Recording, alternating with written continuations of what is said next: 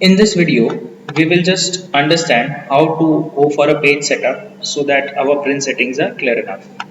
So for that, let us go to page layout settings first of all. And in this page layout settings, we just will see how the things are supposed to be managed so that unwanted things are not coming into our print settings.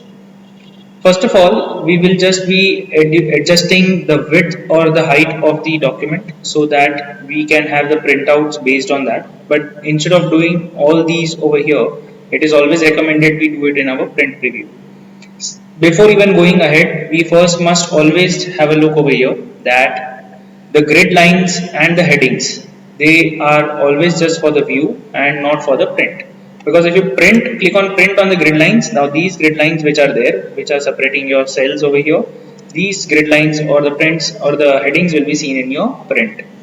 So instead of having those things into our print, what we can keep it is off over here. The next part is the page setup. We can have a margin setting over here, which is our general is, let us say, normal settings. I'll keep it. And after that we have the orientation. We want the orientation to be in the portrait mode because our data is vertically arranged. The next is the size of the page. Based on the printer settings, we may be required to change the paper size. It could be from letter to A4 or A3 or anything. Next is the print area. We can set the print area by using the print preview settings, or we can directly clear the print area right now. Whatever the print area is given, the print area will always be mentioned, or we can see it with the help of the dotted lines. Then after that we have the page breaks. In case any page breaks are there, then we can use insert or remove a page break. Finally we have a background. So if at all we want to insert a particular background into our entire sheet, we can use that, else we can ignore it. So right now we don't want to use that, so I'll not insert a background. And last we have is the print tiles. So print tiles are the rows that we want it to be repeated at the top. So let us say I want to repeat this row at the top, so I'll keep it as this particular row that I need to be printing out. Now if my data is horizontal, I could simply repeat my serial number, so that the serial number, which is a common one or a unique number, we can identify what are the data into it. But because my data is vertical, I will just keep my headers into my print tiles. Then after that we have the themes. If at all we want to change the theme of the colors or the fonts that we are using, but it is already been considered with the help of the home tab, where we have used the font settings and all the things are ready for us. So now, before we go ahead, we need to understand that the chart that we have used, that chart should not be placed over here. It should not be at the side. It should be at the top part. That is the requirement. Let us see. So what I'll do is I'll just extend this and I'll move my chart. You can move the chart directly by clicking on it and dragging it ahead. And I'll resize it so that we can easily just see the chart properly. So this is my chart which is seen, and instead of keeping at this height, I will just increase it so that it's seen clear enough. So there we go. We have the chart ready now, and use this chart. To use this chart, we will just shift this data as well into behind our chart. So if we are just changing this data from here to there, so what will happen is the data won't be seen and my formula will be intact as it is.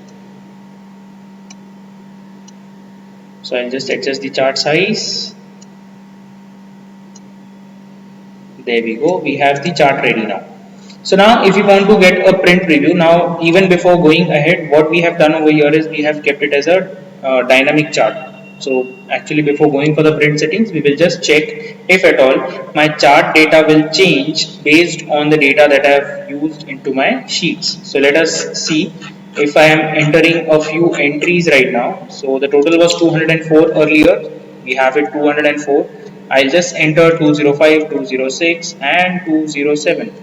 So there are few entries that I already have over here.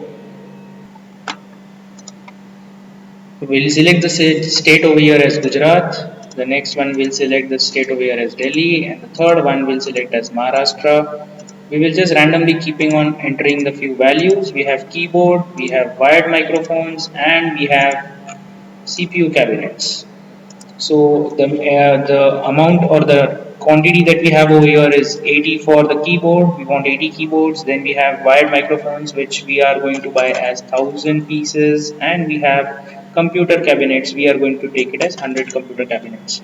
So we have these values included now, and these values are all coming into my 30% range. So which is more than 15,000 obviously. So we'll just see over here if at all the number has changed from 204 to 207. So we can just calculate it. 64 plus 53 plus 77 plus 13 will totally give you a number of 207. So this is how we can manage the data and keep our chart dynamic. So let us say if I am removing a few entries, so what will be happening is, because we have selected this as a table, let us say I am removing all the 3 entries, so I should be getting again over there as 204. So from 64 it went back to 61. So it means that the chart is live chart and we can just use it as it is. So we will just be able to even improve our data, and the chart also can improve just with the help of the tables that we have used. So now let us go and check our print preview. So print preview, there are few options or few ways how we can go ahead with the print preview option. The best is to have a quick button over here. So print preview and print button, we can just bring it the way we want it with the help of the settings. So we can go into file and we can go to options over here, and in options we can go to the customize quick access toolbar, and in this quick access toolbar you are supposed to get the print preview and the print button. And after that, if all the settings are clear enough, you can also have a quick print button and insert pictures and so on.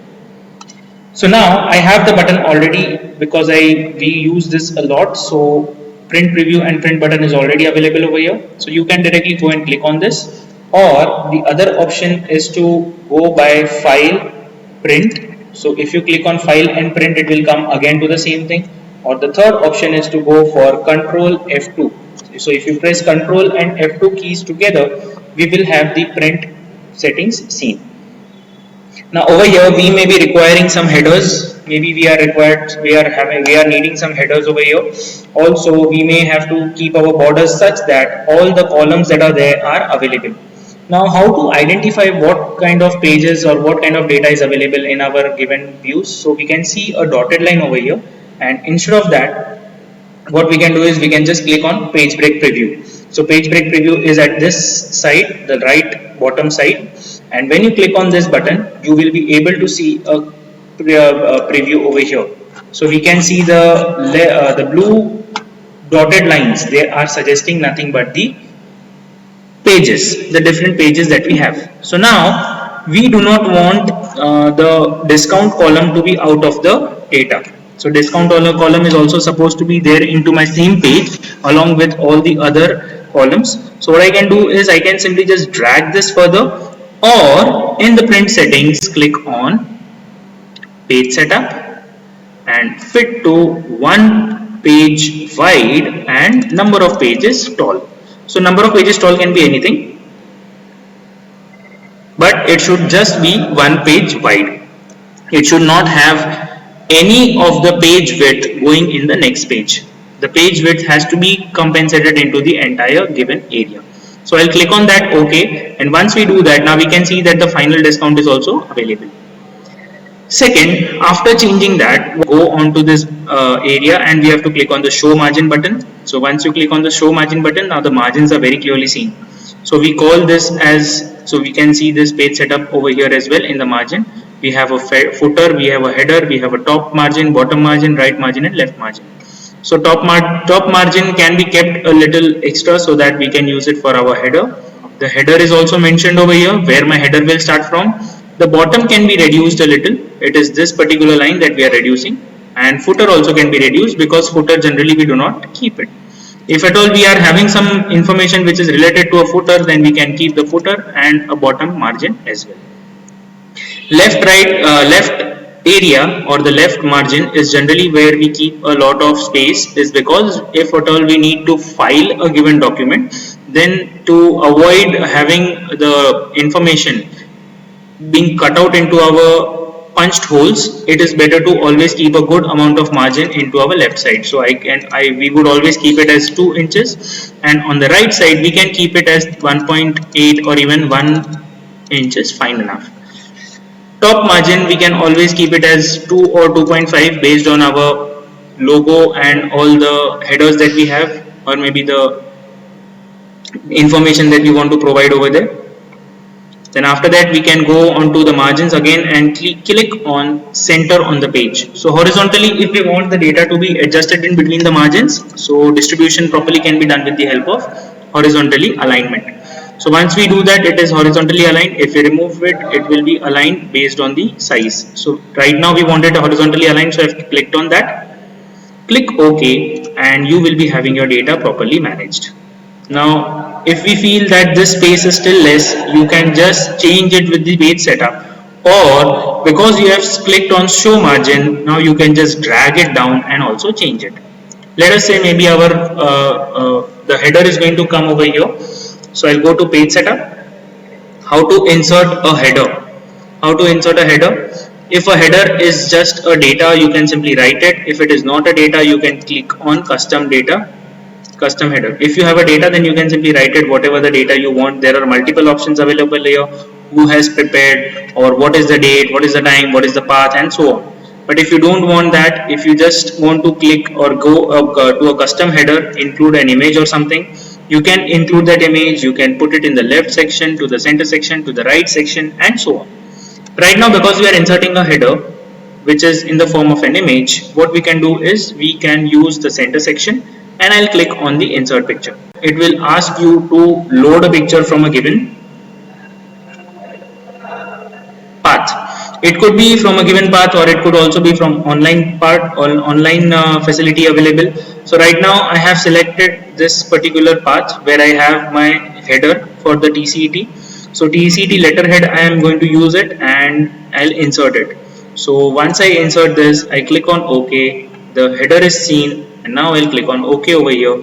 So the header is completely managed. Now let us say the header is quite small enough based on the area that we already have given for it. So what we can do is we can go to page setup, go to header and footer, go to custom header, select the section where you have your header first, then instead of clicking insert picture, go to format picture. So now the moment you click on format picture, you can adjust the height and the width. If you keep the aspect ratio locked, it means it will not stretch horizontally or vertically. So in this case, I'll click on height as 110% because I want the height to be increased by 110% by 10%. So I'll put it as 110 and I'll click OK. So now we can see that it is properly managed.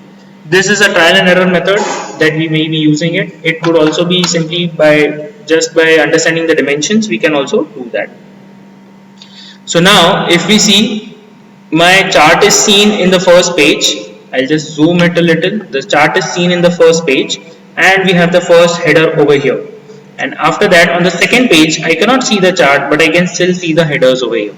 Now why this has happened is because we have previously mentioned that these are the rows that I want to repeat at the top. So every time whenever I am having a printout to be taken, these rows will always be there. So on second page or on third page, fourth page, fifth page, all the pages I would be having my headers always available. So this is how you can go for a print setup.